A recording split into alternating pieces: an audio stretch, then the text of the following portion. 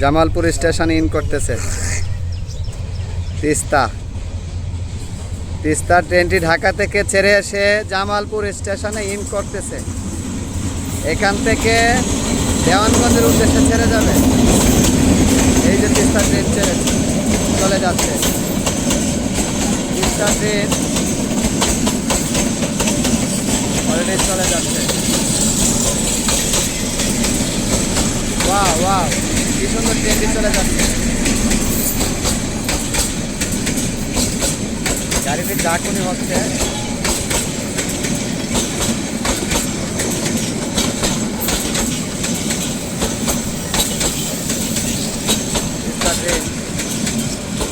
ময়মনসিংহের মেস্তুরি এই যে হাঁটতেছে।